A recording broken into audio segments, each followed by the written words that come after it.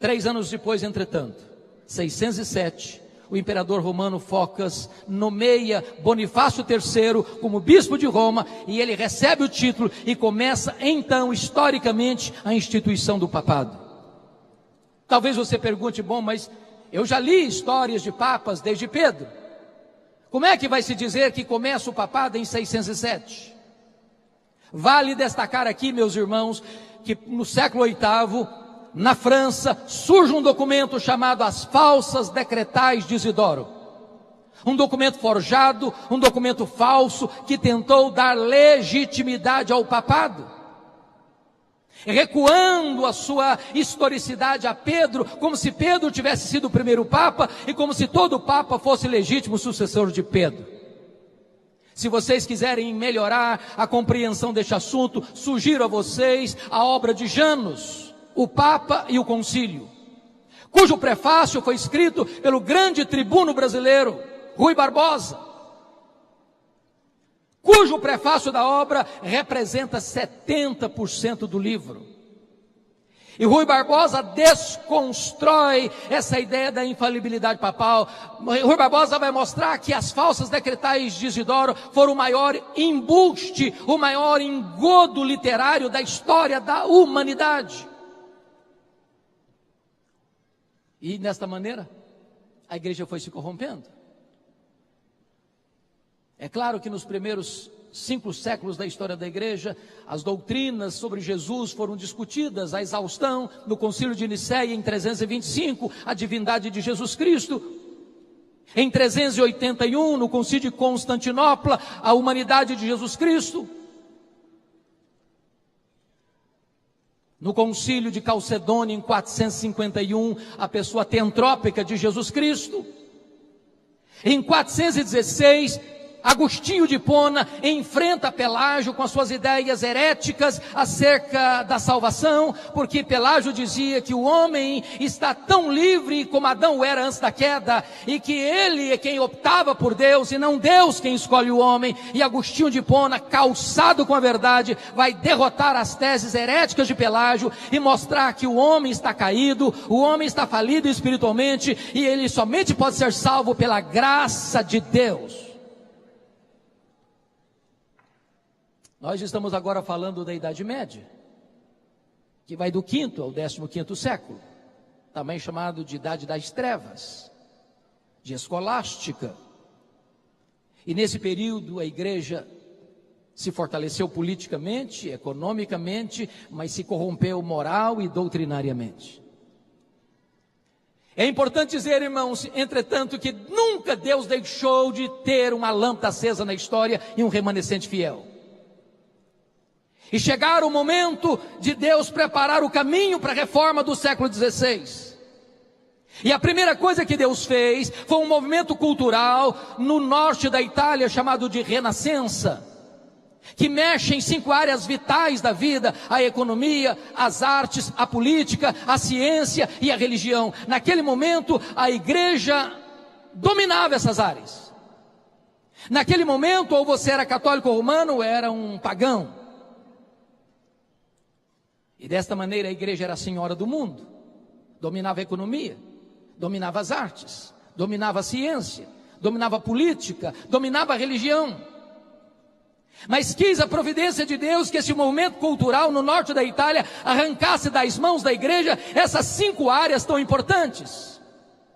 Mas Deus preparava mais de perto o caminho, quando Deus levanta na Inglaterra aquele que é a estrela d'alva da reforma, o professor de Oxford, John Wycliffe, um homem culto, um homem convertido a Cristo, um homem que prega a graça, um homem que anuncia a salvação, um homem que combate os erros e os desvios da igreja, e um homem que entende uma coisa: a reforma não pode se estabelecer a não ser que o povo tenha a Bíblia em sua própria língua, porque na Idade Média a única Bíblia que o povo sabia e conhecia era em latim, e o povo não sabia latim, e os sacerdotes que tinham acesso à Bíblia não conheciam a Bíblia, não ensinavam a Bíblia, e a igreja estava entregue à ignorância.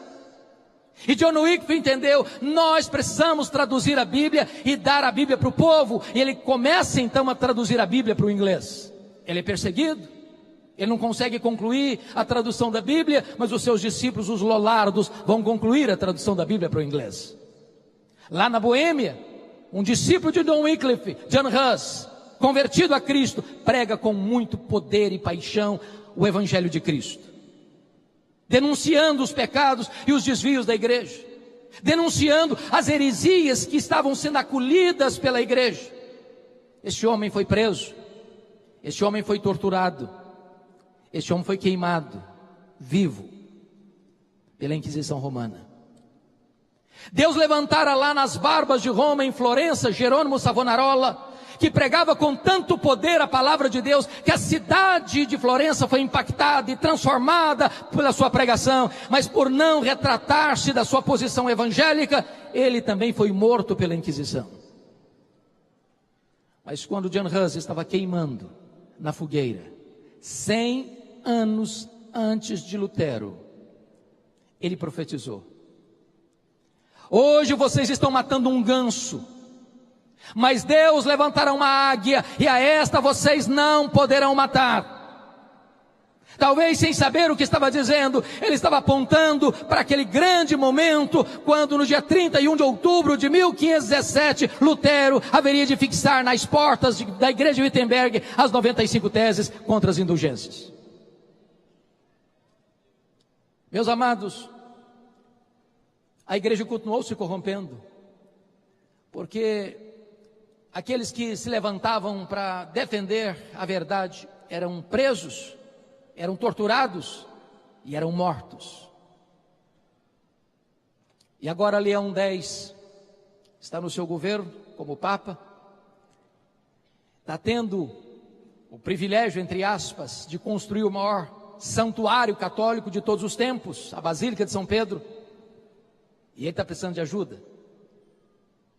E então a igreja, que tinha se corrompido ao extremo, introduzido no seu meio o culto às imagens, as relíquias, a invocação de santos, o purgatório, a missa, a transubstanciação, a confissão auricular, a tradição, a salvação pelas obras, o culto a Maria como Mãe de Deus, Imaculada, mediadora, corredentora.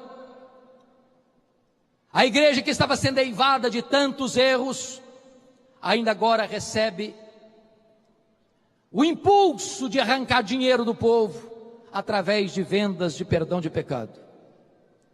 Naquele momento a igreja entendia que ela era dona do ser humano, tanto da igreja militante, quanto da igreja purgante, quanto da igreja triunfante. Ninguém podia escapar das mãos da igreja, nem depois de morto. Pensem comigo, uma pessoa que crê nisso. O pai acabou de morrer, a mãe acabou de morrer, o filho acabou de morrer. E chega alguém e disse: você ama seu filho? Você ama seu pai? Você pode ajudá-lo. Porque seu pai, sua mãe, seu filho não foi suficientemente bom para ir para o céu, nem foi tão suficiente mal para ir para o inferno, ele foi para o purgatório. Mas você pode ajudar. Se você der tanto dinheiro, no momento que a moeda cair na caixa, no gasofilácio, essa alma pula do purgatório para o céu. As pessoas eram encorajadas a comprar 5 anos de perdão, a 15 anos de perdão, a 20 anos de perdão, ou se o dinheiro fosse bom, perdão para a vida inteira.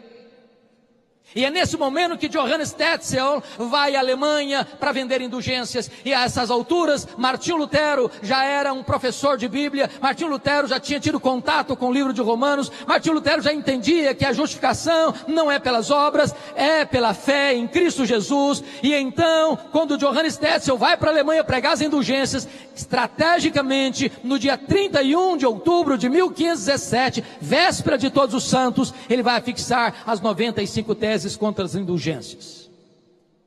Se você ler as indulgências, as 95 teses, você vai ver que Lutero não era plenamente reformado ainda. Tinha muita coisa errada lá nas indulgências, aquelas 95 teses, que não estavam tão claras na mente dele. Só mais tarde, Lutero vai ter uma compreensão mais clara da verdade de Deus. Mas estava deflagrado aí o movimento da reforma. É claro que isso surgiu com muita luta, com muita